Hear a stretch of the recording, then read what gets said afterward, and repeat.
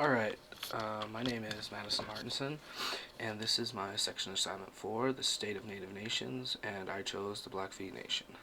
So, I guess, we'll move on to the next slide. I chose the Blackfeet Nation because it's the closest reservation to me, and I've traveled there a lot. So, their reservation is in northwestern Montana along the eastern slopes of the Rocky Mountains. So, I mean, if you live in Montana, you have a generally know where that is. The 1.5 million acres are bordered on the north by Canada and on the west by Glacier National Park. So, yeah. I guess, lots of tourists go through the capital, or not capital, where the agency is, which is Browning. Lots of tourists go through there to get to Glacier National Park, so that's a big deal for them. So there's approximately 15,560 enrolled tribal members, with about 7,000 living on or near the reservation. That's pretty decent numbers. It's a pretty good sized reservation. Not as big as the Crow, but it's pretty good sized. So almost 27% of the enrolled members are 3/4 or greater Indian blood. That's really good. And then again, the Blackfeet Agency is located in Browning, Montana. Alright, so there you have it. That's my overview or introduction to the Blackfeet Nation, which is what this is on. So, cultural sovereignty. Well, to start off, sovereignty is tricky, and I'm just going to start off the slide. The Blackfeet Indian Reservation offers a variety of recreation activities for their guests. So, again, as I was saying, because they live so close to Glacier National Park, they are a great tourist attraction through Browning. So, there's a Museum of the Plain Indian in Browning, Montana. Lodging in a genuine Blackfoot teepee and learning about teepee art is a whole trip you can plan out and do. Tours visiting buffalo jumps and powwow sites, and literally the list of activities they have goes on and on. So, if you choose to travel to this reservation, or want to learn more about them, there's tons of stuff you can do. And they're taking the education of their culture into their own hands and teaching it in the correct and historically accurate way. So a big deal is that when you go to modern museums, it's Native American culture isn't represented the correct way. By doing this, they are taking control, which I would loosely equivalent to sovereignty. I mean, you're taking control of your own self and ways, but that's not the book definition Professor Richard gave us. So they're preserving their culture in the best way possible by having actual tribal members teach it. So all these activities are run by tribal members, which is great. I mean, you can't, there's no better way to learn, I guess we can put it that way. So let's move on to the next slide. Political sovereignty. So this was a tough one to find. I don't know if I was not searching the right keywords or what was happening, but there was a fair amount of information. But this is what I got.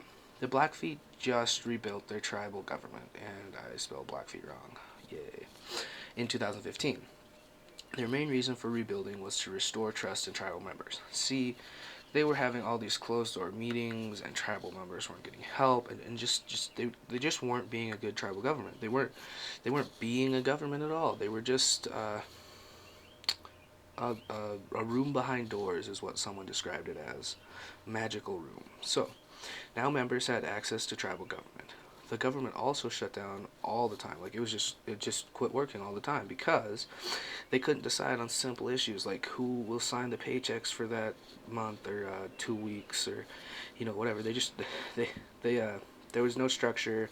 No one was getting along. There was lots of corrupt people, and they reformed that. So the Blackfeet executed sovereignty by rebuilding their tribal government and making it great again. And they did a good job. So let's move on to spiritual sovereignty. So, everybody knows Native Americans are spiritual, and that's what their life revolves around, in my opinion.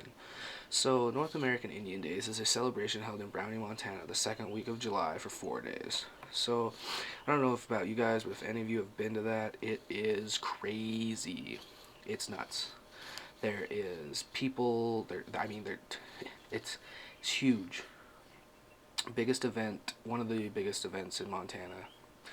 And it's an excellent way to see authentic Blackfeet traditions. So once you hear and feel the mystery of the drum, see the traditional and fancy dancing, and the many proud native people, then you'll begin to understand the Blackfeet.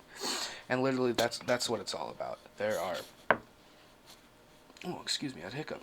There are tons of people, and that's just that's what they do. This is not probably not the words I'm looking for. They live in the past. They do the traditions of their ancestors. All that they have dances and fires and a powwow. It's just a truly amazing experience. So by opening this event up to the public, they're offering even more of a window into their culture. So you can see how spiritual they are and realize their own culture, and they're just not like anything else. I mean, they're their own people, and they have a right to open this up to the public, and not all of it is, but you know that's that was probably a big decision. That's a great, huge decision for them to open up all of their land, their traditions for everybody to come see. So, they're a sovereign tribe who have and executed. The Blackfeet are a sovereign tribe who have and execute the right to make their own decisions and laws. And that's getting more close to the actual definition of sovereignty. But most this whole PowerPoint just beats around what exactly Gina said, because or sorry, Professor Richard said, because it's just a tough area. So we move on to economical sovereignty. Now, this is big. This is big. Well, we're just going to dive right into it. There's a manufacturing plant on the reservation that produces pencils, pens, and markers. Some business operate under Psi Development Inc. And Psi, I think I'm pronouncing that right, Development Inc. is a huge company, or incorporated. They own many businesses, and okay, here we go. Federally chartered, tribally owned cooperation designed to manage businesses on behalf of the government and to protect those businesses from inappropriate political influence. See, there was tons of businesses, but they were just corrupt, being run by corrupt people. Money wasn't coming in, and economical sovereignty. The tribe has these businesses and companies, and the tribe's making money, and that's good because the world revolves on money. So the land is mainly used for ranching and farming. And me coming from Shoto, Montana, that's all the land around me is used. And Browning's only an hour and 20 minutes from me. So, ranching and farming. The main crops consist of wheat, barley, and hay. And that's exactly what they are.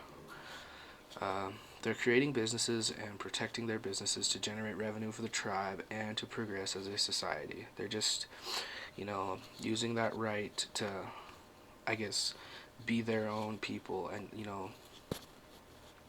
enforce their own rules, and it's working great. And so that was my last slide. Then we come to works cited, all the sites I used, and this was a very fun and interesting project. So thanks for listening to me. Hope you enjoyed it, and hope I get some feedback on it. Thank you.